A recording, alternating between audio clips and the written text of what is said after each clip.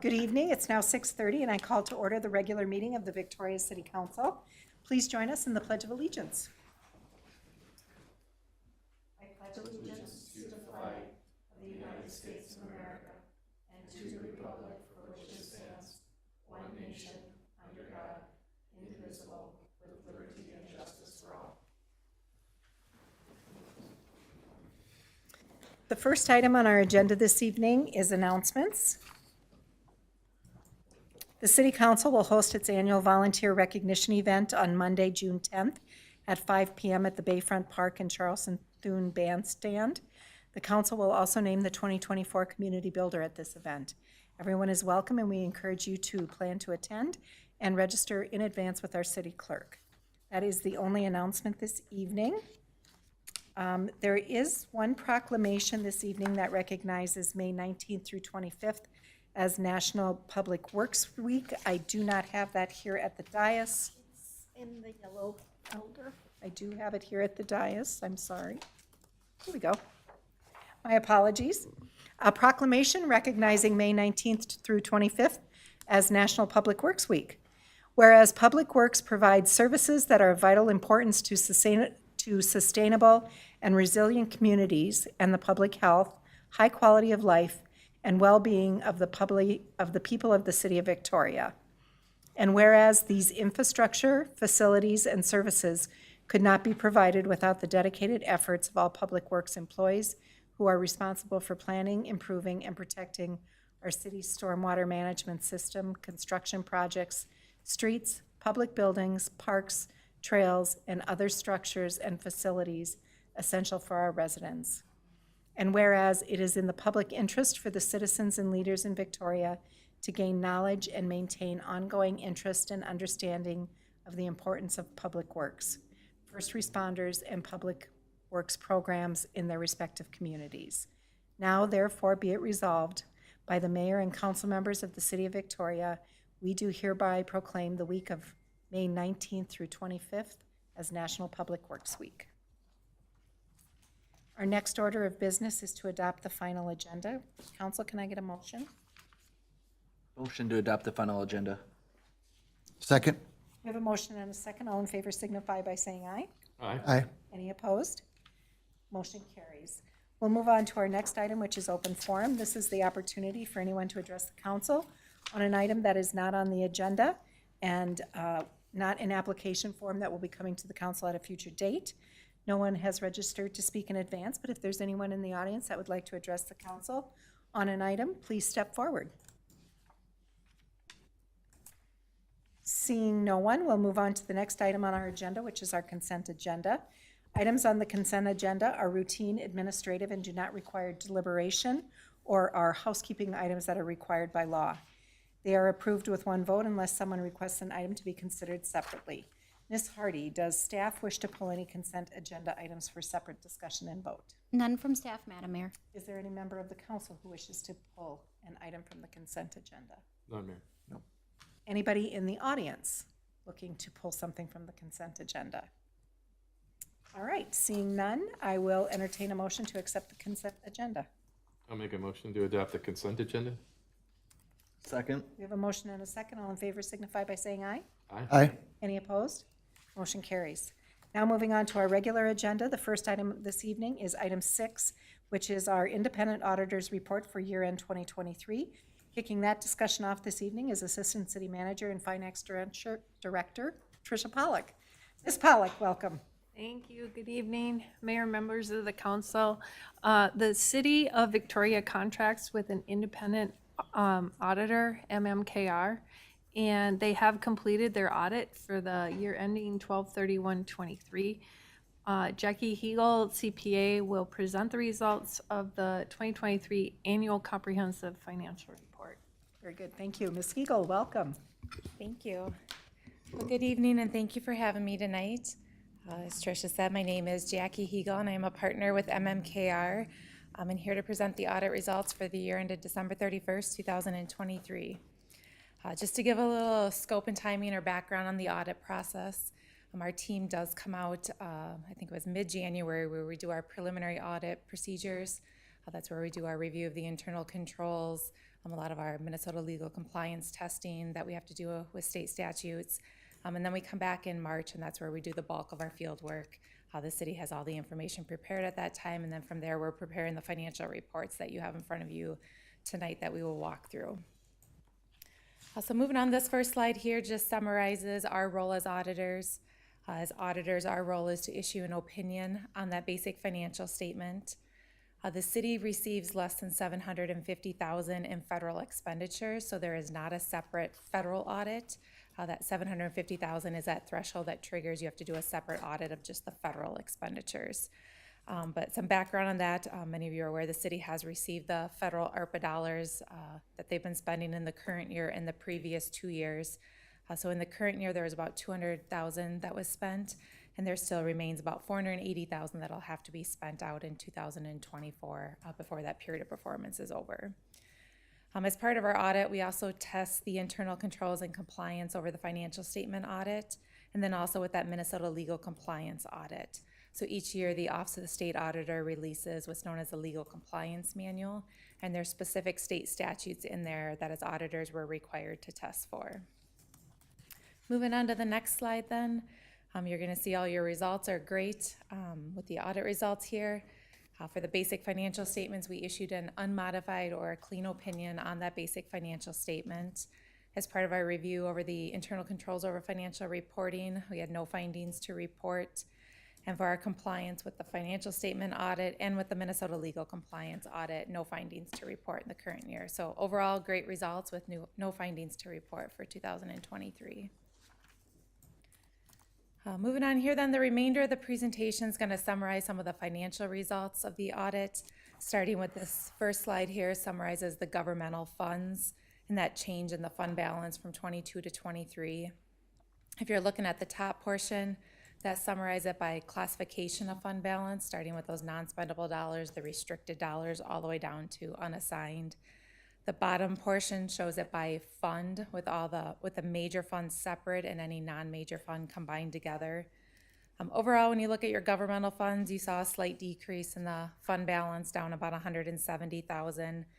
If you're looking at the top portion of that table, you can see in that non-spendable fund balance decreased about just under $800,000. A lot of that is due to in the prior year you had prepaid for some fire equipment that was now purchased in the current year. And then you saw offsetting increases in the general fund, mainly in that unassigned bucket and that committed dollars. This next graph here then summarizes the general fund financial position, overall healthy financial position. You're seeing for the year end, your general fund cash and investment balance ended the year at about $4.3 million, up about $700,000 from the prior year. Overall, your fund balance in the general fund ended the year at about $4.4 million, which was an increase of about $930,000 from the prior year. And that's compared to the City Council did approve a budget that expected an increase of about $267,000. But at year end, that unassigned fund balance in the general fund ended the year at 31% of the subsequent year's budgeted expenditures less transfers. So your fund balance is in line with the city's fund balance policy. This next table here summarizes general fund revenues, budget to actual. Overall, the revenues were about $8.4 million in the general fund. You saw an increase of about $1.5 million from the prior year. Most of that increase was in taxes. We're up with the approved tax levy, as well as license and permits were up just with increased building activity. Comparing general fund budget to actual, you're about $930,000 over budget. You saw your license and permits over budget about $340,000 with more building activity than anticipated. And you saw your intergovernmental revenues about $300,000 over budget, just with some more grants and aids than expected. This next slide here summarizes general fund expenditures.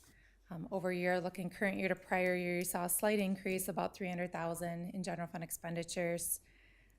The main increase was in public safety with increased personal service costs within that fire department with some added positions. And also within the general government function, you also saw some increased personal service costs with some added positions. Overall, comparing your general fund expenditures budget to actual, you came in about $430,000 less than budget. General government was under budget about $300,000. That was spread across various departments within the city. Culture and rec also saw about $90,000 under budget, and public safety ended the year at about $40,000 under budget. Moving on then, this next slide here, this starts to summarizing the enterprise funds of the city and that change in that financial position. Overall, the net position in these enterprise funds saw an increase of about $2.6 million from the prior year. If you're looking at that top part, you're seeing that by classification. The net investment in capital assets is going up. That's just with the continued investment in the utility infrastructure within the city.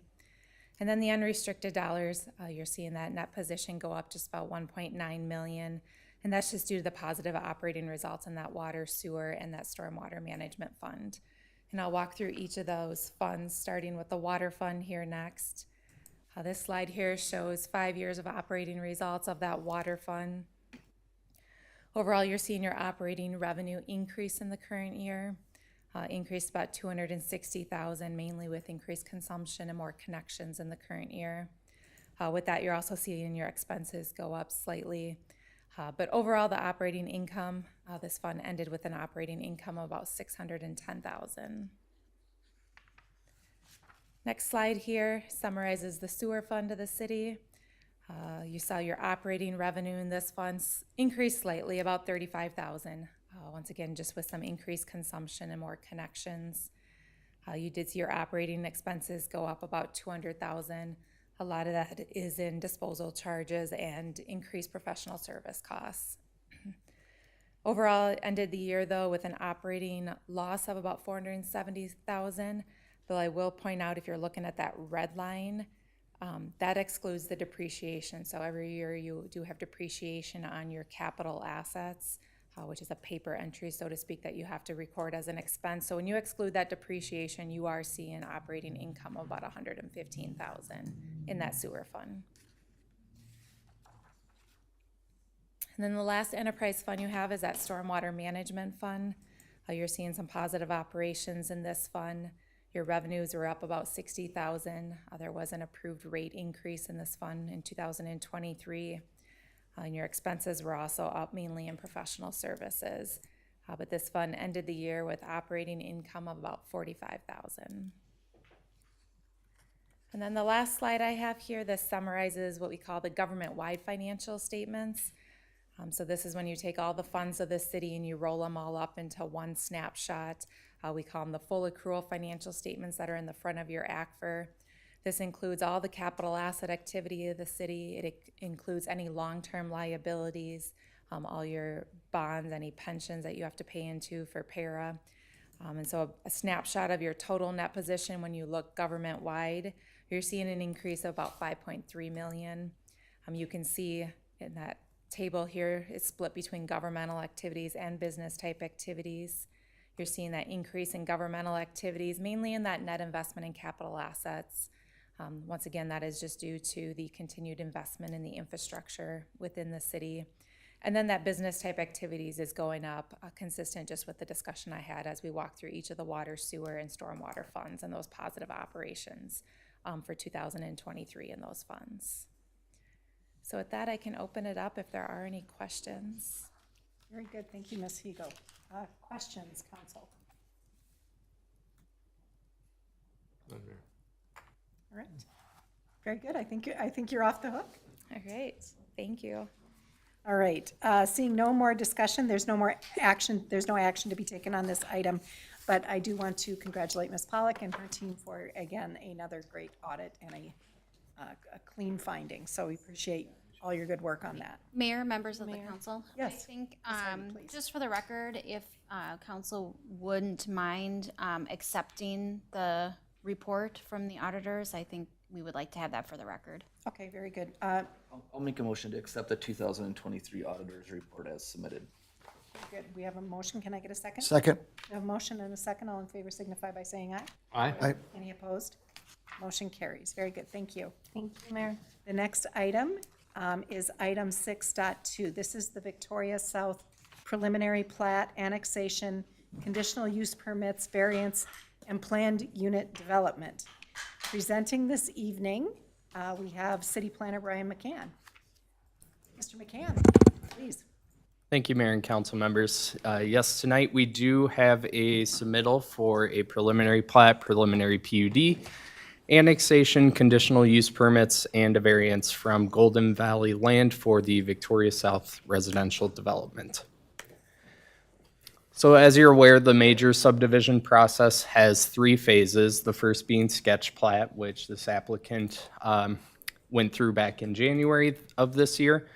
And then the preliminary plat, which is the current application that we are reviewing this evening, and then the final plat for review of the final details and development agreement. So the location and area, it's 1 parcel west of Highway 11, also south of the railroad and the Marsh Hollow development. It's just over 24 acres in size, and they are proposing a 144-unit apartment building and 134 row townhome units. The site is a current vacant farm site with fields, trees, and buildings. It's once again has the railroad to the north and Highway 11 to the east. There are some wetlands present on the property as shown in the purple and yellow on the screen, and there's also a portion of West Chaska Creek in the northeast corner. The sketch plat review, which I mentioned the applicant has already gone through, occurred in January of this year. The Plan Commission had comments regarding right-of-way, pedestrian connections, aspects of the apartment building, such as the parking, the electric vehicle stations, as well as the unit types and number of each of those units. They also had questions about the impervious surfacing amount and the Carver County watershed review. They also discussed buffer requirements at that meeting. And then during a workshop earlier this year, you, City Council, also reviewed the sketch plat. So here is a screenshot of their site plan. So you can see they have a collector road coming off of Highway 11 and going into the south, titled Street A, as well as some private drives serving the townhome units. They also have a clubhouse with a pool shown on the site and some other amenities such as dog parks, tot lots, a playground, and bench overlook areas. This design is very similar to option B that was presented to the council at the sketch plat review back in January. And here's a copy of that plat showing the apartment building as a separate lot and block versus the rest of the townhomes in separate lot and block areas. This is the preliminary phasing plan that was provided by the applicant, just to give you an idea of how this project could be developed in the future with 3 separate phases. The first one being a portion of the townhomes, the second being some more townhomes in the apartment building, and then the third phase to finish out the area. As I mentioned, this is just a preliminary phasing plan just to give you an idea of how this property could develop over several years. Remind me how many townhome units and how many apartments Sure. total on this one? 134 townhomes and 144 units in the apartment building. Thank you. Yeah. So moving on to the land use review, as I mentioned, 144 apartment units and 134 townhomes. The land use review involves all the applications I mentioned before.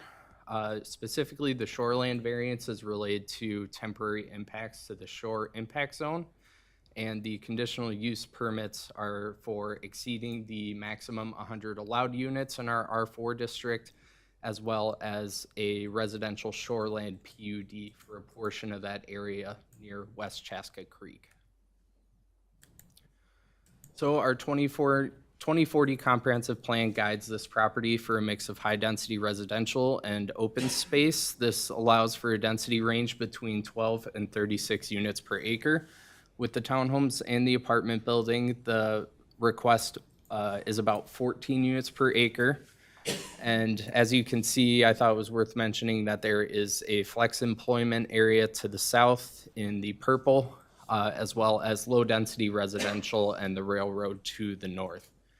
We did reach out to the Met Council about this request and asked if this phase development would require any sort of comp plan amendment at any point, and they said it would not. Moving on to annexation and conditional uses, this property is currently within Lake Town Township, so that requires an annexation request from the applicant. The township will have to review the annexation, which they plan to do in the coming weeks, and then after it's annexed, it automatically receives a zoning classification for agricultural. So the applicant, as part of their application, is proposing a rezoning to planned unit development with R4 high-density residential underlying. One of the requirements of our R4 district is a maximum unit number in a building to be 100 units. So they're proposing to exceed that, which requires the conditional use permit. The shoreland overlay, as I mentioned, we have 2 requests for that this evening. The shoreland area was shown on the site plan provided by the applicant. I've highlighted it here so you can see everything that falls within the shoreland overlay district. It's about 14 of those townhome units. Now, when they go through review with our shoreland standards, they have to meet a certain maximum density based on our shoreland ordinance with a tier analysis. The tier analysis determined that for this area, they could go up to 64 units. So with only 14, they're well within that standard. Moving on to the shore impact zone. So 70% of it must be preserved in a natural state according to our ordinance, with a 50% setback reduction allowed, making their true setback about 43.75 feet. What they're asking for is a reduction in that to 10 feet. That requires a variance from the city with review by the DNR, which they have reviewed and commented on the request, saying that they understand it and that it's necessary and it's temporary, and that afterwards it will be restored to a natural state. Moving on to design of the structures. So the row townhomes, these are just conceptual drawings that you'll see this evening. Both will still require a site plan and building materials review application when we get to final plat. They're proposing less than 35 feet in height, which is our maximum requirement for height in our R4 for townhome lots. The impervious surfacing, they are asking for a deviation from this. Our requirement is 75%, but they're asking for 95%. Additionally, it's worth mentioning that some of the units you can see in the image on the top will be single level living.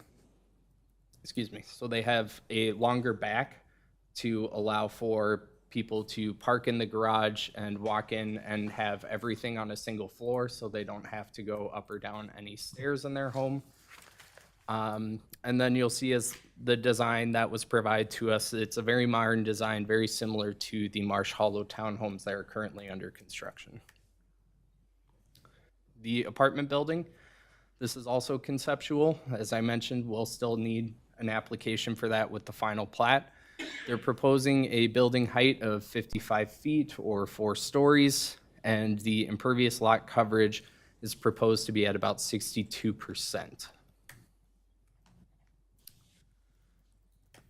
The site plan, we'll start with the parking standards. So for the townhomes, they are proposing 268 enclosed stalls, so each unit will have those 2 stall garages as well as some parking space on the driveway. So technically they are providing 4 spaces per dwelling, which is well above our minimum 2 parking spaces per unit standard. And then the apartment building, they're proposing 129 enclosed stalls and 144 surface stalls. Our requirement is 2 parking stalls per dwelling, with one of those being enclosed. So they're asking for a reduction in that standard for enclosed parking spaces, which still puts them at about 1.9 spaces per dwelling. And then as well, they are providing 45 guest and community building spaces, which I've highlighted throughout the site for the townhome units. For pedestrian connections, they are showing sidewalks around the outer loop of the townhomes on a single side of the road. You can see in the red lines shown. They are also showing a trail in the blue along Highway 11 and a private walking path through the central green space, which is shown in portions of the yellow. Along the collector road, they will have sidewalks and paths though, on both sides. For parkland dedication, their requirement comes out to about 6.5 acres. We are expecting a cash fee in lieu of a land dedication based on this submittal. There just isn't room for a land dedication of that size for this development. I will note that our comprehensive plan does highlight this area though for a neighborhood community park, but our Parks and Rec Committee reviewed this request and did not see the need for a neighborhood park.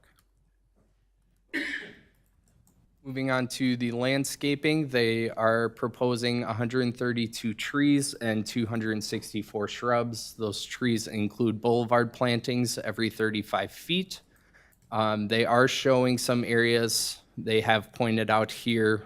The townhome units will be required to have foundation plantings. They just aren't shown on the landscape plans and will be included with final plat. They are also showing 40-foot buffers along Highway 11 with 2-to-1 slopes. Our standard is 3-to-1, but the city council can approve a reduction to 2-to-1 if desired. They are not showing buffers on the north adjacent to the railroad. They're just showing some additional landscaping in areas where the property isn't currently landscaped. And they are also not showing any buffers to the south adjacent to our future flex employment area. So tree preservation, they are removing 24 of the 78 existing significant trees out there, so they are saving 71%. Our standard is 20% without requiring additional replacement trees. So in this instance, they do have to provide some replacement trees. They're proposing 144 inches, which results in about 47 3-inch wide trees. Lighting and signage, they have no on-street parking signs throughout the development since these will be private loop and private drives. There is also no parking on the collector road, so there will be signs for those as well. Typical street lights are shown at various intersections throughout the development, and they are proposing 2 monument signs, one for the entrance to the townhomes and then another for the entrance to the apartment building. And with that, I will pass it over to our city engineer. Good evening, Ms. Guerin, please. Hi, and I have a mouse. Thanks. So, yeah, as Brian noted, I'm going to talk about these 3 topics in general related to the development. So first, I'm just using this graphic to speak about the site access and streets and circulation. So access, as Brian noted, will be from County Road 11. What I want to highlight here is that the developer is providing that access consistent with what was on the corridor study that the City Council adopted for County Road 11 a number of years ago. So that corridor study dictated access spacing along County Road 11. So the developer has that information and has located their proposed access consistent with that study. In the long-term plan for County Road 11, south of the railroad tracks, the corridor will be reconstructed to match what we did 2 years ago now. I think it was 2 years, on the north side of the railroad track. So 11 will have a median down the middle. So this proposed access in the corridor study is long-term to be a right-in, right-out. That project is not yet ready to move forward with construction. So we've covered this at other meetings on transportation, but the county did get funding for improvements to the intersection of 10 and 11. As part of that project, they will be issuing an RFP for design services for the intersection improvements. And so that we don't end up with like a disjointed section in between, they're including the design of 11 up across the railroad tracks to tie into where we left off on that project. So the developer is coordinating with the county on what access looks like in the meantime. You know, so if they come in and they make the connection today, what types of improvements do they need to make on 11? That essentially would be away improvements when the improvement project comes through. So long story short, they're still working consistent with the plan, and they are working with the county and the city on figuring out how we time and coordinate that work out in a way that makes sense. Brian noted the trail along County Road 11, so I'll just highlight that here as well, that we would plan to include the construction of the trail along County Road 11 with the road improvement project. Because it's next to it, if we were to put the trail in first, we might run the risk of having to rip up the newly built trail. So for the developments to the north, we address the developer's cost share through the development agreement for the portion of the project. And the developer was part of Marsh Hollow, so is familiar with that process and has that information. So the collector road that is proposed coming into the site, if you recall at sketch plat, we had them provide a concept plan for the property to the south, just so that from a transportation network perspective, staff could see if this location is appropriate. And we did not have any concerns with that. It is meeting our collector standards with not having any direct driveways on it and providing sidewalk on one side, trail on another, and meeting the width that we've proposed in our south collector area. A little bit of a narrower street without parking on it to help slow traffic. So as the council's aware, we've been trying to be very mindful of what those design standards are for these roads to try to help keep speeds down. So at the sketch plat phase, the council did review this layout, and the feedback that staff heard from the council was suggesting that these roads serving the townhome development be private because they aren't able to meet city standard for right-of-way. So our standard road would have a 60-foot right-of-way, 10-foot drainage and utility easements on either side of it, and then typically a 25-foot front yard setback. So that's a 130-foot corridor. What they're proposing here would be a 24-foot wide street with drainage and utility easement all over the street up to the building frontage. So the distance between the buildings varies a little bit because the road's on a curve, but we took some measurements along 65 feet. So with that, the staff, the council had provided direction that they'd be open to this layout, but would expect that the streets would be private. So the preliminary plat was prepared on the assumption that the roads would be private. This graphic is just showing some of those measurements that we took, from the building pads along the private streets. And this slide is something we talked about at the sketch plat. It's just showing what our typical right-of-way is. So in our typical right-of-way, we would have a 14-foot wide half of a street for a total of a 20-foot wide, 28-foot wide street. And then in our boulevard area, typically we're locating a sidewalk or a trail, boulevard trees, hydrants. And so Brian covered how some of those different facilities are being modified or incorporated into the plans. Grading, what I wanted to highlight here is from a stormwater management perspective. This is located in the Carver County WMO, so the applicant has been working with them on their approval process to meet the stormwater management requirements. They are showing 2 facilities to meet those requirements, one off of County Road 11 and one on the west side of the site. What we're recommending here that would be not the same as what we typically do is that this basin on the left side be privately maintained by the HOA because all of the water that's draining to it is coming from private streets. The facility over here off of County Road, the county road, so we would recommend that the city be responsible for maintenance of this basin. With the private basin, Carver County WMO will require a maintenance agreement that lays out what the maintenance requirements are for the HOA related to that basin. And the city, because we're an MS4 community, which I don't know if I've done a deep dive on the MS4 permit with the current council, we'll do that sometime this year for fun. But the city is obligated to keep track of those maintenance agreements and make sure that folks are maintaining the facilities.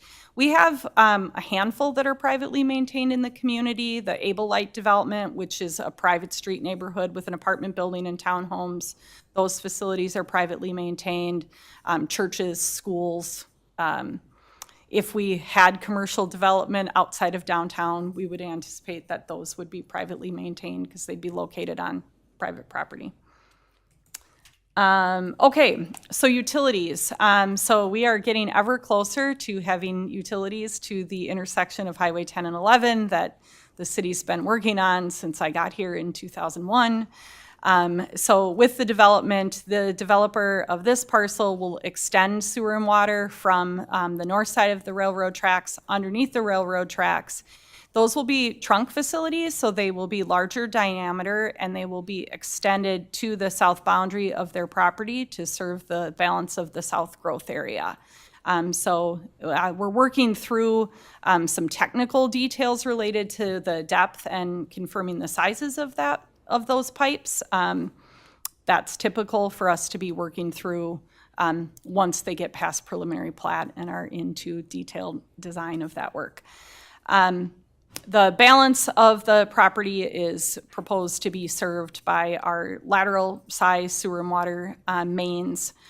One thing, though, that staff is recommending that be considered if the project moves forward to final plat, because these are private streets and because of the density of the neighborhood and the reduced distance between the buildings, we are recommending that the city incorporate something different in this project. So in most of your neighborhoods, the property owner owns the sewer and water service from the house to the property line. And then the city is responsible for the sewer and water service from the property line to the main. We've spent a lot of time talking about these private streets as a staff and trying to figure out what the right and fair thing is for the rest of the taxpayers of the community.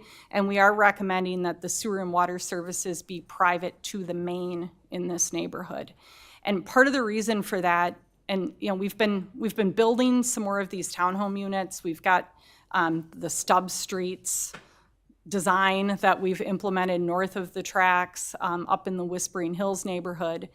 And what we find is that if there's an issue with a water main, typically the issues we're seeing are actually at the curb stop, so the shutoff between the public and private side of the water line. And when our team has to go in and excavate in these more narrow areas, we're suddenly dealing with people's front yards in a way that really isn't great. I don't know what the right word I want to use. Conducive to the type of repairs and equipment that the city uses for digging holes of that nature. So as an example, we had a water leak up on Whispering Hills that we don't know till it's excavated often if it's a public side problem or a private side problem. And in that case, our team ended up having to deal with relocating a homeowner's air conditioning unit because the curb stop was so close to the building. And you really don't want the government dealing with your air conditioning unit. It's not ideal. So in this case, and we've talked through this with the developer, the homeowners association would be responsible for that circumstance. Certainly our public works staff would help facilitate getting that repaired correctly, but really the cost associated with making those repairs would be on the HOA and not on the city. We did have conversations about whether the sanitary sewer main or the water main should be public, and where staff landed was that both the mains should be public from a health safety perspective. Certainly the water main, we don't want private property owners or HOAs operating our fire hydrants and flushing our water lines, just risk. And then on the sewer side, we have a rotation for all of the mains in the city. We would include this for flushing and cleaning and televising to make sure that they're flowing for all residents. So, staff is really trying to figure out, and it's not necessarily relevant to this conversation tonight, but we are trying to figure out, as we start to have more of these townhome neighborhoods in the community, what's the right minimum design standard that we want to set, so we aren't having to have these conversations on a project-by-project basis. We've been doing some research about what other communities do, and this isn't an uncommon compromise, I would say, from design standards where these streets are allowed to be a reduced footprint, but are privately maintained to minimize the impact on the rest of the community. So we've put a lot of time and conversation into it that I will not go into endless detail about unless there's follow-up questions. And now it's you, right? Thank you. Yeah, so back to me. So we have an internal team that meets weekly to discuss all of our development projects. As I'm sure you know, that includes our fire chief, public works department, and our building department. And then we also have external reviewers such as the Minnesota DNR, Carver County, who we did send plans to, but they're going through some staffing changes in their planning department, so we haven't received any comments back on this proposal yet, and the Carver County WMO. So all of these departments and individuals have reviewed the application this evening. And then the final application is for planned unit development or PUD process. As you're all aware, our purpose for a PUD is to allow innovative, creative, and flexible development. So the process for a PUD involves input at sketch plat, which the applicant went through back in January. Here with preliminary plat this evening is where details for a PUD are approved, and then the ordinance is adopted at final plat. So here are the list of PUDs for consideration this evening. Some of these we've touched on. Actually, I believe all of them, or almost all of them, we've touched on. So the first one being sidewalks. Sidewalks or trails may be required along both sides of street for any development that exceeds 3 units per acre. This is a may be required, but we have used it in the past for previous developments. The applicants are proposing sidewalks on one side of the street for this development. And then Kara touched on the traffic corridor, which has to be approved by city council for reasons of exceptional topography or other physical conditions. So as Kara mentioned, they're proposing that 65-foot wide corridor where our typical public wide corridor is 130 feet. And then moving on to landscape buffers, as I mentioned, they're not showing buffers to the north or south adjacent to railroad or the flex employment areas respectively, and that the 40-foot buffers have a reduction in their slope to 2-to-1 unmaintained versus our standard 3-to-1. And then the parkland that I touched on, where a future neighborhood park is shown for this area in the comp plan, but not proposed with the development. And then some general setbacks for the townhome with a reduction in the front setback by 5 feet and various setback reductions for patios, which are pretty common for townhomes with patios. And then clubhouse setback is requesting a front setback of 20 feet from 45 feet, and the impervious surface, which I mentioned towards the beginning of my presentation, increasing that maximum from 75% to 95%. So just some considerations for you this evening, which were brought up at sketch plat and also included in the staff report for this evening. Is there another alternative that would be more viable? Should a higher density product be considered? Rezonings are discretionary, so meaning if the project doesn't meet our intent of our future land use plan, or it's not an agreeable proposal, you don't have to approve the rezoning for it. Are the proposed deviations acceptable? Are there any particular amenities that should be considered? Is the site functionality acceptable? Will there be noise impacts with the proximity to the railroad? And are there any concerns about the reduced corridor? I said right away, but it should be corridor. The Planning Commission at their meeting last week did recommend approval with conditions as proposed by staff with a unanimous 5-0 vote. They did hold a public hearing, but we, as staff or the Planning Commission, neither of us received any public comments on this request. So here are a list of suggested staff conditions of approval, them being a approval to rezoning at final plat, complying with our review memo, as well as Carver County WMO regulations. They also have to enter into a development agreement and provide a letter of credit for public improvements, and that they obtain any other necessary permits and work with the city attorney regarding title work and plat opinion at the final plat. No grading on the site can occur unless a grading agreement is approved by CARA ahead of time, and that well number 6 must be completed and permitted for pumping prior to final approval. And those are the conditions we have proposed, but if there are any others that the city council wishes to add, we can add those.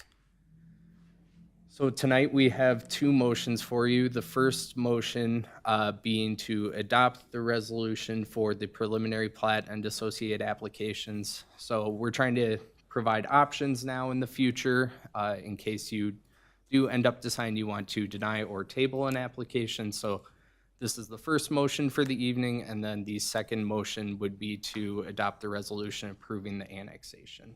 And with that, staff can stand for questions, and members of the applicant and his team are in the audience tonight. Very good. Thank you, Kara and Brian. We appreciate that.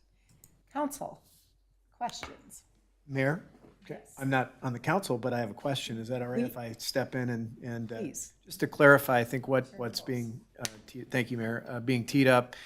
Brian, if you can go back maybe 2 slides, I want to say. Yeah, so I just want to make sure I understand. An earlier slide, an earlier comment, you mentioned that the PUD, the preliminary approval of the PUD would sort of lock down the variances, let's call them, the changes from what the base requirement for this zoning district would be.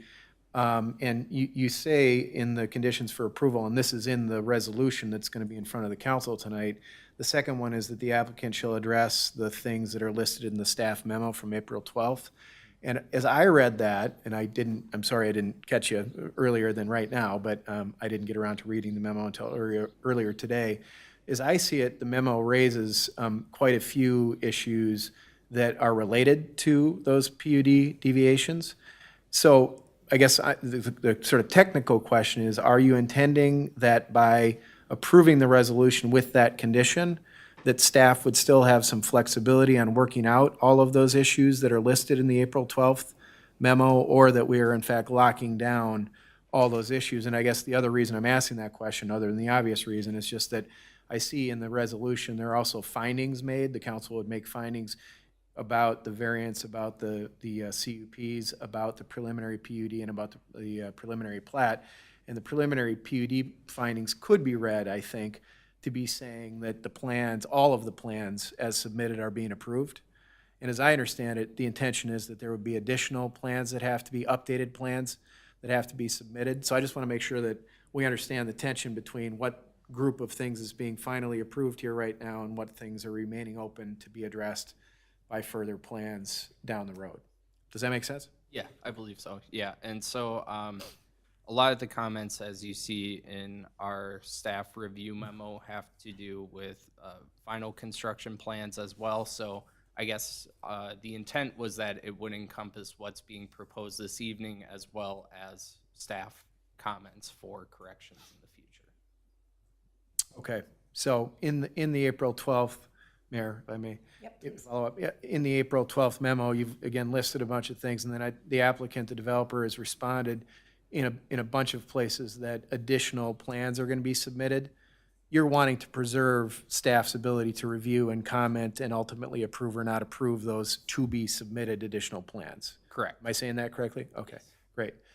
And then second question, Mayor, if I may. Second question is a different issue altogether. You've indicated that the phasing plan is preliminary. This is not a certainty at all that there will be phases over multiple years.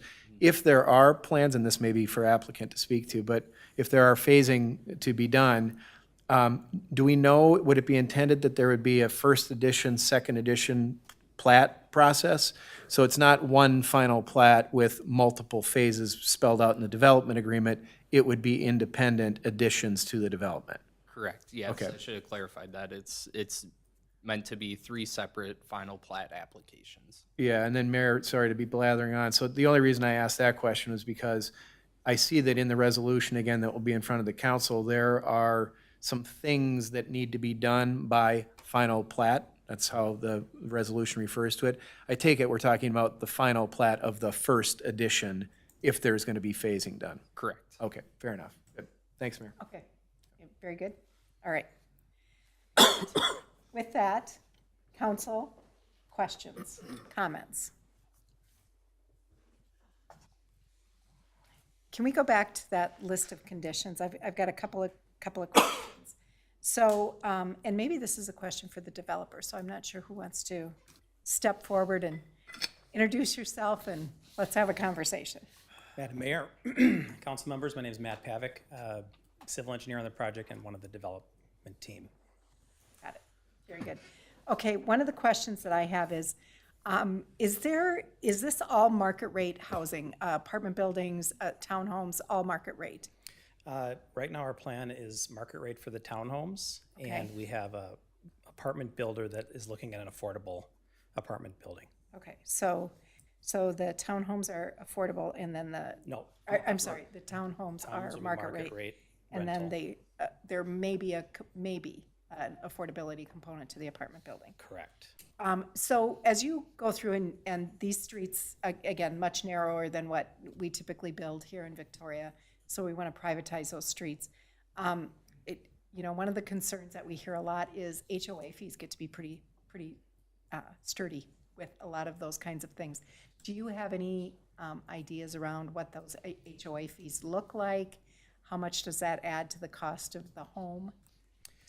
Yes, so our plan right now is that the townhome project will be a build for rent townhome community. So Ian Peterson is here. He can talk a little bit about that product and the management of it and the rents. But it wouldn't be a traditional HOA type of a arrangement because it would be all owned by one entity. Okay, very good. And then the Park and Rec Committee, and this might be to Mr. McCann, but sit tight here. The Park and Rec Committee, even though we do have a park in that area, they have recommended not to build a park.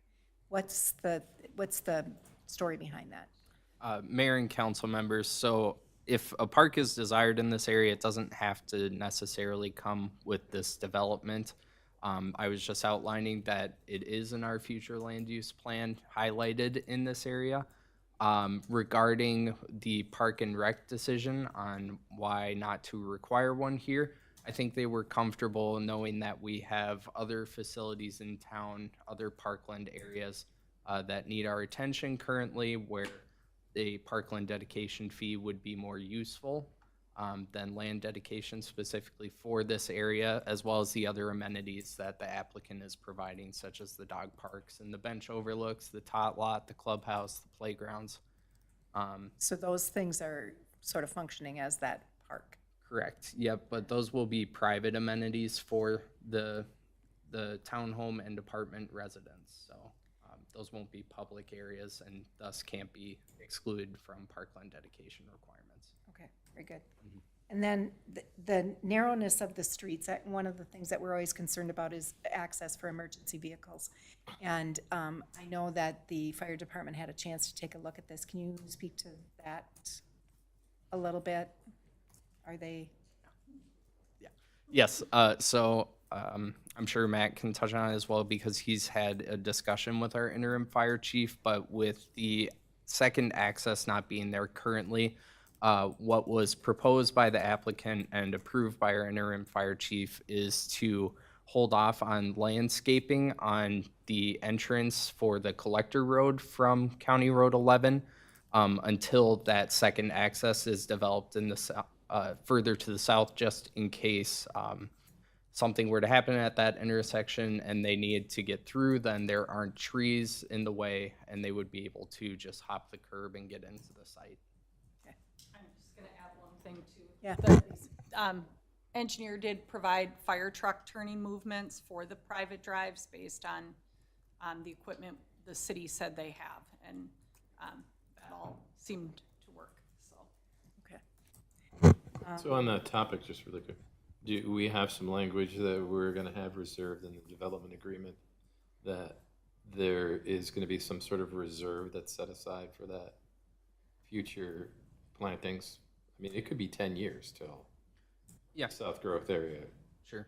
Mayor and Council Member Avansky, so our letter of credit does require that all trees in the development, they have to be present for a year and approved by staff before we would release that warranty amount. So that includes all trees in the development, and if they install all of these trees except for the 6 trees or 10 trees along that collector road that they won't be installing right away, we will still be holding on to that warranty amount for those trees until they're planted and approved by the city after a year. All right, and then, well number 6, what's our timeline on that, Kara? To be completed and permitted? Sure, so it's approaching completion. People are starting to work again. I believe the site's been seeded. I haven't gotten an update on when it will be able to be up and running. So we're close on that, and we're working on permitting with the DNR. So the developer's aware of our timeline, and we've been working together on that for many moons now, so. All right, council, other questions, comments? I have some, Councilmember Avansky. I have some concerns about the private roads. They're not, you know, we obviously are saying that we can get comfortable with deviations from our standard build quality. And I think we hang our hat on the fact that the private owners here, that's essentially, whatever goes wrong, that's their problem. We've also seen over time where in the fullness of time, it's a possibility that this development could be sold, and the new owners want to come by and put the roads back onto the city. So I think that it would be prudent for us to have something in the development agreement that it requires the establishment of a reserve fund that puts a prorated amount into that fund over time, so that if these roads have a 25-year life expectancy and we're in year 24, then the developer should have reserve amounts that they could contribute to the city should the city decide to accept the removal of these roads being private, and then, you know, so that the city isn't sitting down with a massive bill, 15, 20, pick a number of years in the future, where all of a sudden now the developer wants out and the city of Victoria's taxpayers are left with a liability on replacing roads that there is no funding for. Even though we do have this sharing arrangement between the owners and the city, it's still, the unique nature of this development is not typical like a single family where we could simply assess somebody's tax parcel for their assessment. This is considerably stickier and more difficult, and I think that it would be prudent for us to think about these things and come up with an agreeable solution towards that. I'm assuming the city would not be obligated, though, to take back those roads, though, right? I would agree that we wouldn't be obligated, but should we be approached with it, we want some assurance. Coverage. We're not. Sure, but I mean, couldn't that be part of that negotiation process, right? At that time, you'd say, we'll take it back, but there has to be, right? Like, to me, that's, you're putting the cart before the horse, right? Like, you would negotiate that at the time of that they asked that. Like, shoulda, woulda, right? Like, we're thinking about things that, right, like we have a builder in front of us now, and I guess we have to think about the future, but I just don't, like, they may never sell, right? Like, and I get we have to think about different things, but if they do sell, or someone comes back to us later to and want us to take over these roads, we're gonna be able to negotiate, like whoever's on the council at that time and city staff are gonna be able to negotiate whatever that best deal is for the city, right? And we'd be trying to do that with like foresight, right? Like, we have no clue what it's gonna look like in 20 years. I mean, it's a fair point, but I think that, you know, laying out these potential you know, I don't know if landmine or roadblock is the right word, but to, you know, we want this project to be successful as well. I mean, let's be honest here, that we're reaching in to serve a market that is increased density. And, you know, we want prudent things to be done in terms of like the long-term sustainability of it. You know, I don't want to see where we get to a situation where you know, the city is at a potentially put into a spot that says, you know, we'll take this on, and we don't have adequate resources for it. Mr. Pavic, you have a comment? Yes, Madam Mayor, Council. We are planning on doing that, having a fund, reserves for maintenance. It's pretty standard part of the financing for this project. One of the Planning Commission conditions was to put in place and work with staff to get a plan for that. So we are planning on that. We've done that on other projects to make sure that the adequate funds are there for all of the infrastructure, maintenance, siding, roofing, streets, you know, the whole thing. So that'll all be part of that package. Very good. Other questions, comments? Why no buffer by the train track, right? Like what, from a safety standpoint, is there something else that's gonna be going in that area or what? So we do, there's an existing natural slope and trees there. So that is our functioning buffer in terms of what we can do there with the space we have. We also have distance from the train to the units that we think is adequate. The topography of the land where we're sitting, you know, the units were 15 feet up above the train. It's down low at one end of the site. So there's a slope there. Just building a berm wouldn't really be feasible to be able to develop the property the way we need to. So it's just a 3 times a day, 30-mile-an-hour train. We do have people that we know that live in Marsh Hollow by the train track, and we haven't had any complaints. It's just a small kind of a thing. So we don't really feel we need to do beyond that existing. We are filling in some where there's some open areas where there aren't existing trees. We are planting trees there, so to help with some of that visual buffer. Thinking about like Marsh Hollow, right? Like I think it's a nice job in that area, right? Like different elevations and such like that. Is there going to be any different elevation, or is this going to be pretty flat, like one area, or is there going to be different kind of topography for this whole area? I know it's a much smaller Yeah, area. it's a little flatter the way the land lays with the townhome development. There is ponds on either end, so there is grade change through the site. It's not as dramatic as Marsh Hollow, Sure. But there is some interest there. The streets, you know, do go up and down, and the pond areas are really nice. We have kind of proposing some bench overlooking those natural areas where we have access to those. And then a nice kind of central green corridor that runs through the entire project with a trail and some amenities. We have some renderings of that, I guess, if you're interested in looking at that. But generally speaking, it flows really well. It gets people access to that green space throughout the whole project from any unit. So yeah, here's our overall project rendering, and then if you flip to the next slide, this is showing our kind of connectivity plan. We've got 4 different pedestrian connections to the south, to the future commercial area, a couple of trail connections, a sidewalk connection, and the regional trail connection, as well as the roadway.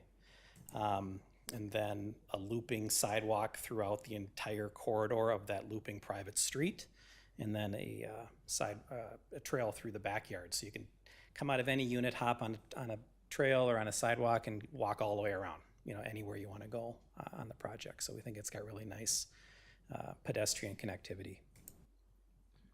And then Where do you here- anticipate rents are gonna land in this? I will defer to Ian on that, so he could come up and talk about that.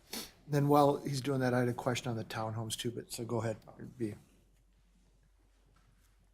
Okay, please introduce yourself. We know you're Ian, but Ian whom?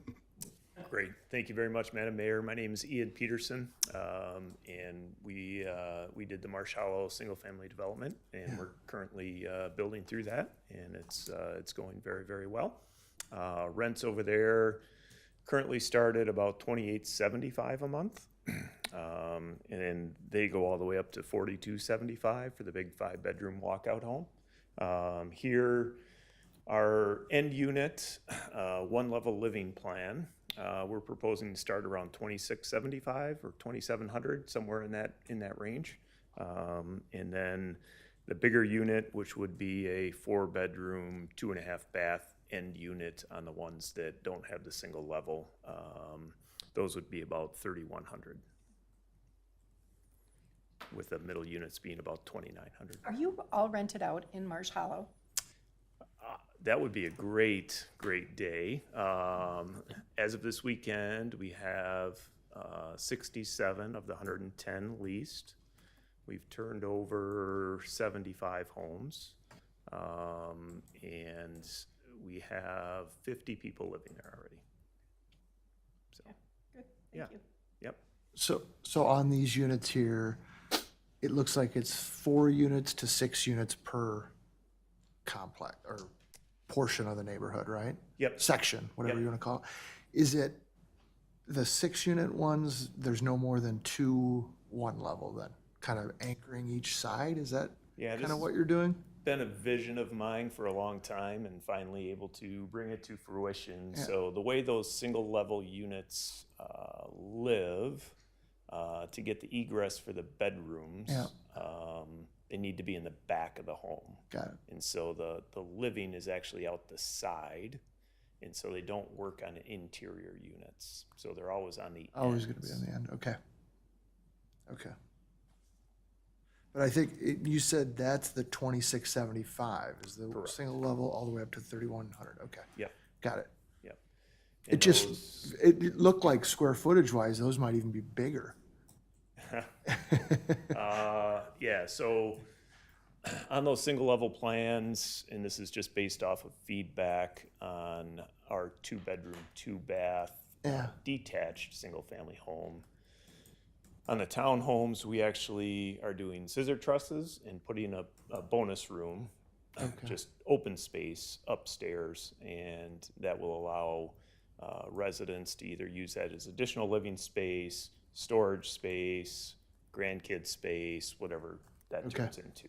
And so really the main level living area is about 1,100-ish, 1,125 square feet.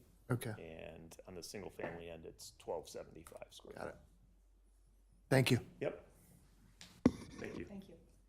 Other questions, council? All right, I'm gonna defer back to Attorney Vos on our motions. Do we need to polish those up at all, or are they okay as written? You know, Mayor and Council, it wouldn't be, I think, it's sort of really technically tweaking it the way I did with my exchange with Planner McCann. I think maybe if you could just note in the motion that you agreed with the attorney's exchange there, we'll just incorporate it through the motion. Okay, I think trying to actually sort of tweak it any further, you know, there's a lot of moving parts there, and I think our exchange was pretty clear about what's intended, so. very good. Yep. All right, with that, if there are no more questions, I will.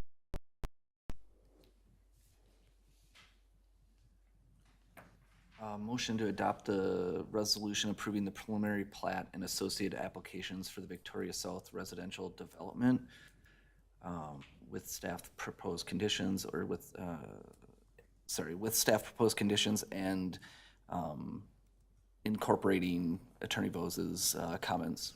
Very good. We have a motion. Can I get a second? Second. We have a motion and a second. All in favor signify by saying aye. Aye. Aye. Any opposed? Motion carries. I will entertain a second motion. Motion to adopt the resolution approving the annexation request. We have a motion. Can I get a second? Second? We have a motion and a second. All in favor signify by saying aye. Aye. Any opposed? Motion carries. Next item on the agenda, item 6.3, is a variance minor subdivision and easement vacation for 2145 Gallery Court, Presenting again this evening is our city planner, Brian McCann. Mr. McCann, welcome back. Yes, thank you, Mayor and council members. Tonight, we have a variance request to our maximum impervious standard for 2145 Gallery Court. So this property, it's actually east of County Road 43, not west. Sorry about that. It's at the end of Gallery Court on a cul-de-sac. It is one of 2 lots approved with the gallery at Victoria Second Edition, which the final plat was approved in 2006, and standard easements were assigned for the property at plat. It's zoned PUD with R1 underlying, and it's adjacent to an outlot of Deer Run. So the applicant initially approached the city back in October of 2023 with a proposed pool for the property he was interested in purchasing. We provide a calculation for 35% impervious, but it is within our shoreland area, so it's actually a 25% maximum allowed impervious area. So we notified the applicant of this error in November of 2023, and they purchased the property in January of this year.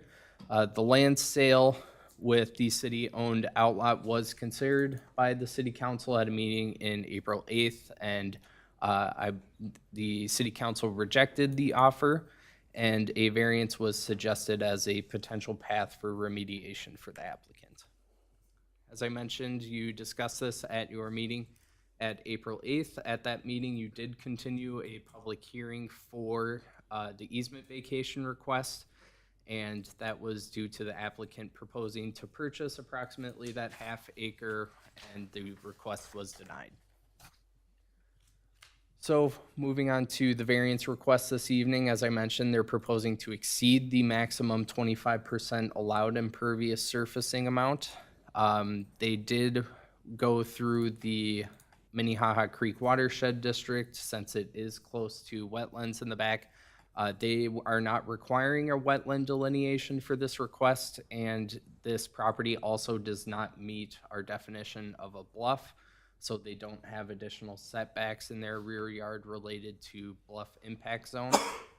And as I've mentioned before, they're currently over the impervious surfacing for the property, which occurred prior to this landowner purchasing the property this year. It's currently at about 32%, so it is non-conforming because of our maximum 25%. And after the pool, it would be a little over 37% impervious. So reasons for the variance request this evening, our definition for impervious surface did change in 2021. You can see there are some other properties in the area that also have pools. These pools were installed before our ordinance change.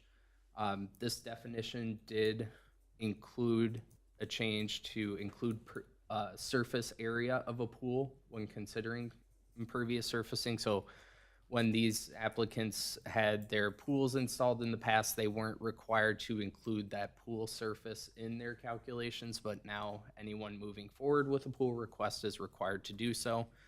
The DNR has also reviewed the request and provided that any stormwater over 25% of that impervious amount is captured and treated, and that the applicant can not only do rain gardens alone, and that they must receive a copy of approved engineering plans to verify that they're meeting these requirements.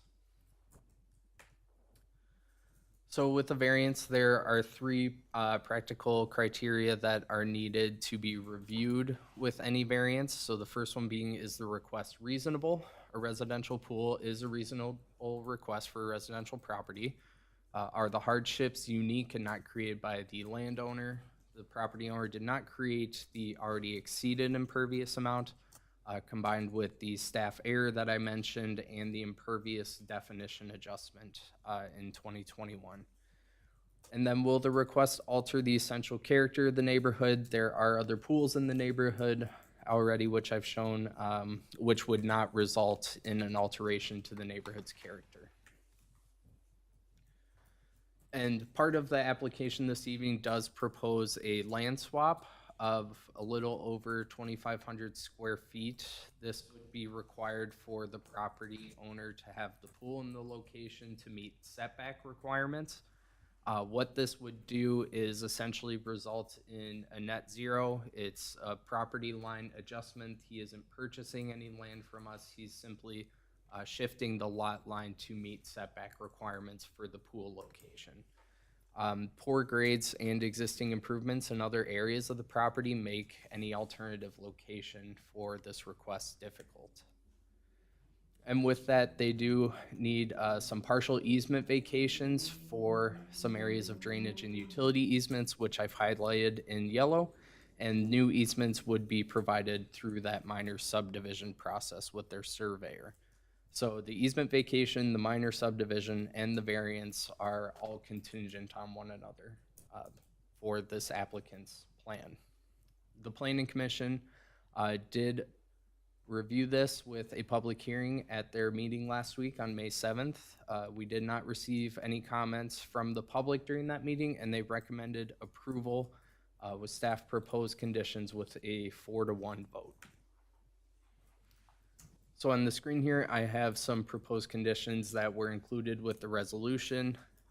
Those being that the maximum impervious amount does not exceed 37.4%, and that the approved pool, not deck, cannot encroach within drainage and utility easements or setbacks, and that it's contingent on the DNR's acceptance of the proposed engineering, and then some general standards like getting a building permit, that they're responsible for any other costs with the application, and that we provided 2 instances where this could expire. The first one being if the property owner decides to pursue that land sale path again instead of a variance, that if this was approved this evening, it would become null and void. And the other alternative being that if he doesn't initiate the use within a year from approval, that use or that allowed variance ceases. And then any expansion would require an additional variance, and that it's perpetual and duration. So with that, we have 2 motions this evening. The first one being regarding the easement vacation. As I mentioned, that was continued at the last meeting, so it should be continued again this evening before any motion is considered on the easement vacation. And then we also have a motion for the variance and minor subdivision. And with that, staff can stand for questions. Great. I have a question regarding the land swap.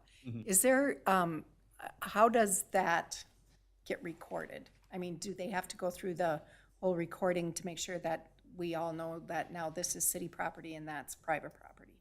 Yes, so minor subdivisions are typically done administratively.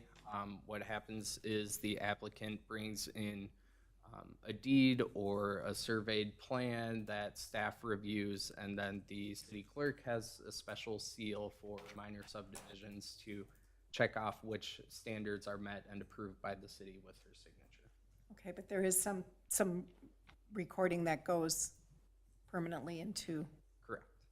okay, very good. Council, other questions? Yeah, I have a question about the exhibit that is part of the resolution.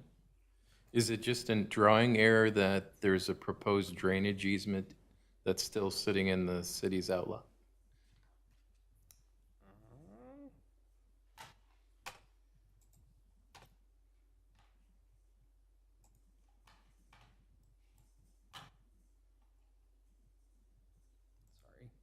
Sorry, just need another moment to pull it up. Just want to make sure we're all looking at the same thing.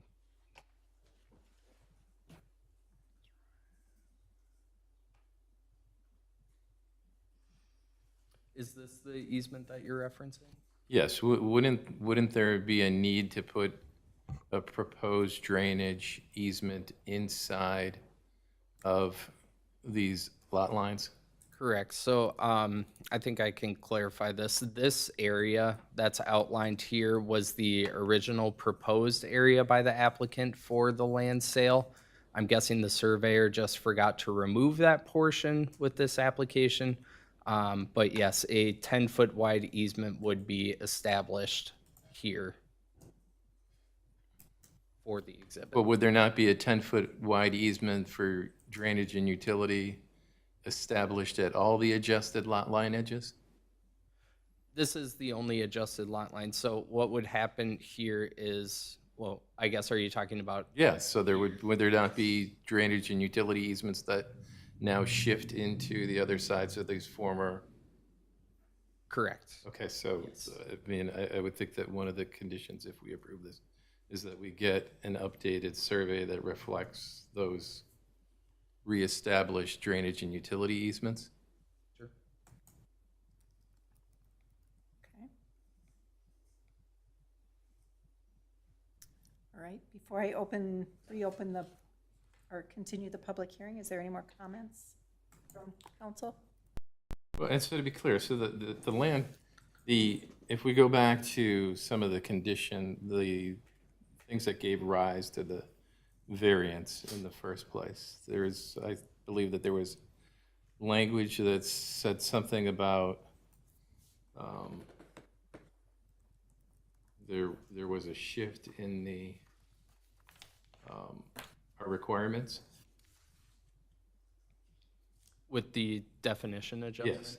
Yes. Yes. So prior to our massive overhaul of our shoreland ordinance in 2021, our definition for impervious surface did not include a pool's surface area counted as impervious surfacing. So now with this change, this applicant would need to include that pool area in their impervious surfacing amount, which they are doing, whereas other properties prior to 2021 didn't have to do that. So how is that a hardship? Because that's established ordinance, and that ordinance was in place before the owner even purchased the property. It was in place even before there was contemplation of it. It was in place before staff was even consulted. So I'm struggling with how that becomes a hardship. Sure.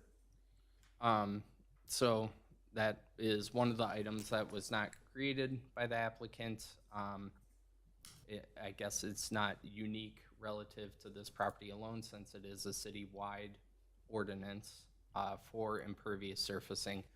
But along with the other items that I mentioned, that they did not create the existing 31.9% impervious, along with the staff error and the request, or not the request, the suggestion by the city council at the April 8th meeting that this was the appropriate path for remediation for the applicant. Yeah, I would agree that the variance is the appropriate path for remediation. And that's why council came back and chose that option. But I also want to make it clear that when we have ordinance changes, that anything that comes after that ordinance change is part of the public record. It's noticed, it's been approved, it's by city council. And that trying to say that the change in the ordinance is now a hardship is a moot point. It's irrelevant. We go forward. We have other examples that are currently in front of council that some of the ordinances that we have changed feel like they're punitive, when in fact they're ordinance. We made those decisions for a reason. There are justifiable reasons for doing that, so that stands. I can't see how that could be deemed any kind of a hardship for someone. It's if they had their application in before that, then I could justifiably see it as a hardship. This I don't view as such. So I'd like our thought process at record to reflect that. And then I think that, so within the confines of the land swap, we're just simply saying that we want to recognize that there was some culpability on the part of the city about talking about requirements to someone who didn't even own the property. And then now there's a little bit of disagreement with how that was handled, and we're doing this land swap as a method to say we're going to own our mistakes and, do a non-pecuniary way of adjusting for this. Is that a fair statement?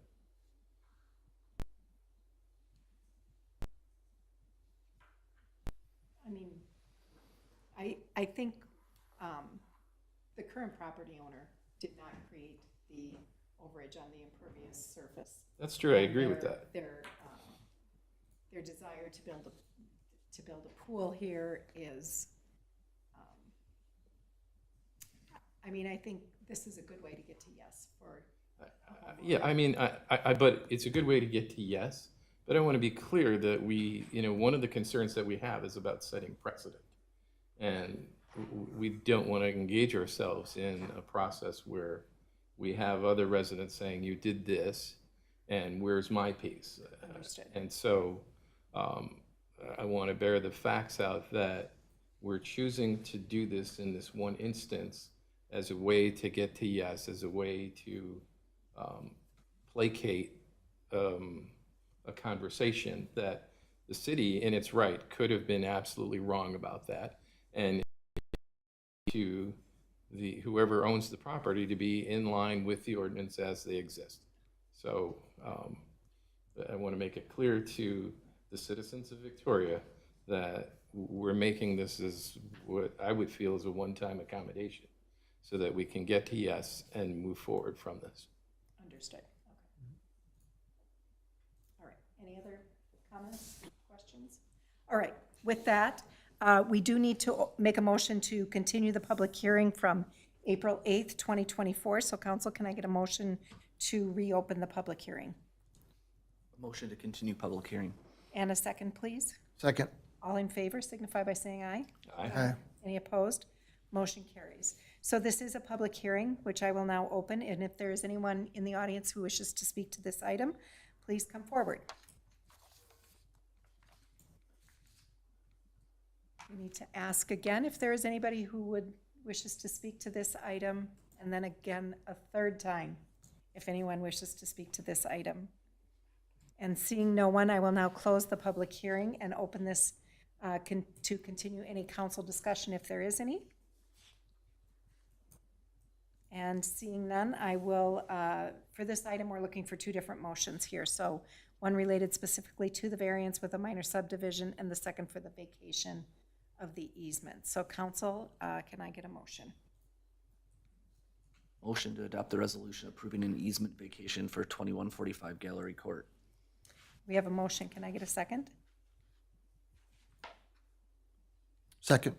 We have a motion and a second. All in favor signify by saying aye. Mayor, can I stop you before you finish that vote? I apologize. Just to the council member's point about if you were to want language more clearly stating that replacement perimeter easements will be created, I think this would be the resolution to do that. So I apologize. I should have said that before the maker of the motion finished, but that would be appropriate in the now therefore it be resolved clause.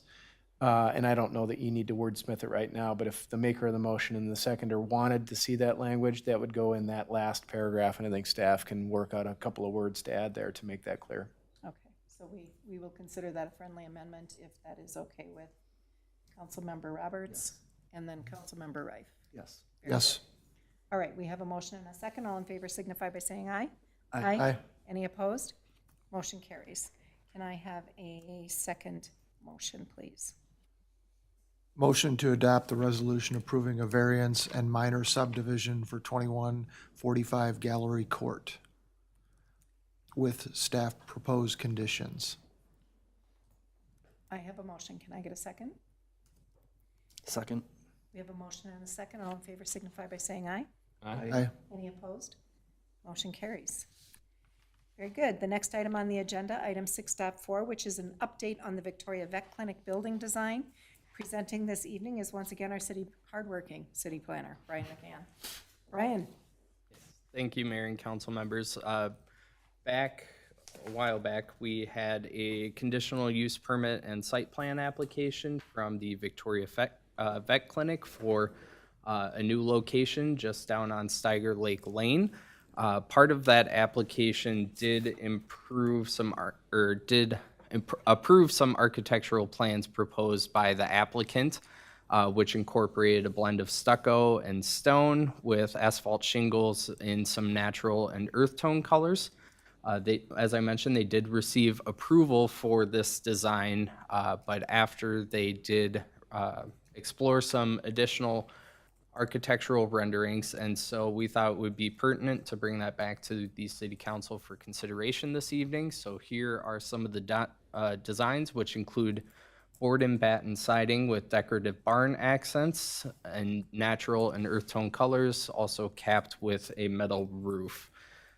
So the applicant is in the audience tonight and can answer any questions you may have about this updated architecture. Very good. Council, questions, comments? I would just say thank you for going back to the drawing board. We love this. I think it's much improved from the first design, even though that was fine. This one looks great. So appreciating your work on that. So thank you. I just would, Councilmember Dansky, please. I don't know if we've caught you on camera, if you wouldn't mind approaching the podium and stating your name and address for the record. I always miss that step. Jamie Chechka, Ram General Contracting, here on behalf of the contractor and as well as the owner. So Very good. we appreciate your feedback. Yeah. Thank you for that. I just would, I'll go back and put myself on record that the initial design caused me quite a degree of consternation and didn't really represent a welcoming view coming into part of Steiger Lake Road is, and this is just a knocking out of the park. I think this hits exactly what I think we wanted to see, and some of the other design elements going on elsewhere in the community. This just is a great echo of that. So thanks for stepping up. And this steel roof, does that even provide a more suitable, longer-term alternative to what was originally proposed? Yes, so this will be a much more maintenance-friendly alternative for the owner as time goes on. So, So it's a little bit of win-win there? Win there too as well. And That's- it definitely, the new design definitely fits the business it serves a little bit better than the previous design. So, Excellent, great. Well, thanks for that additional effort, and yes, it took a little bit longer to get to this path, but appreciate the effort. it was worth it. Thank Great. you all. Is there an ETA for when when we might see this? So I actually got the building permit today. So we are anticipating a start here with demo here in the next week or two. But estimated completion is later this fall, early winter, to get her transitioned and moved over. Awesome. Very good. So thank you all. Thank you. Great, thank you. All right, council, this was just an update and no official action is needed. So with that, we'll move on to our next and final agenda item for the evening, which is a public hearing for annual liquor licenses in the city of Victoria from July 1st, 2024 through June 30th, 2025. And presenting on this item this evening is our city clerk, Claudia Eddisfold. Ms. Eddisfold, welcome. Madam Mayor and council, city council members, we are here to approve the liquor license for the 24-25 calendar year. The city is statutorily required to hold a public hearing before issuing any licenses, and there have been no new applications submitted this year. Okay, very good. So this is a public hearing. I will now open the public hearing. And if there is anyone who wishes to speak to this item, I invite them to come forward now. If anyone wishes to speak to this item, and a final call, seeing no one, I will now open this up for the council discussion. If there is any comments or questions from council? All right, seeing none, then I will entertain a motion, please. Excuse me, Mayor? Yes. Oh, we need to close the public Thank hearing. you. Yep. I will take a motion first to close the public hearing. I'll make a motion to close the public hearing. And a second, please. Second. We have a motion and a second. All in favor signify by saying aye. Aye. Any opposed? Motion carries. Now I will entertain a motion to accept the, Motion to adopt the resolution approving liquor licenses from July 1st, 2024 through June 30th, 2024 in the city of Victoria. thank you, Councilmember Roberts. I will take a second, please. I'd like to just give Councilmember Roberts the ability to clarify that it's through June 30th, 2025. Sorry, 2024. 24. Yes. Sorry, yes. Thank you. We have a motion. I'll corrected second. motion. And a second. All in favor signify by saying aye. Aye. Aye. Any opposed? Motion carries.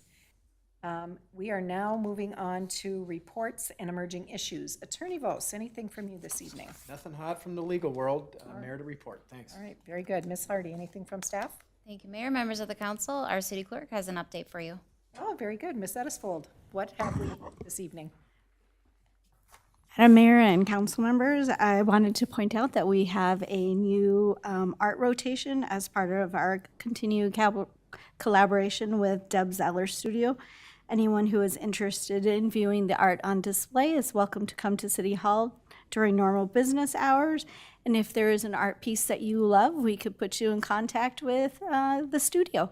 Very good, thank you.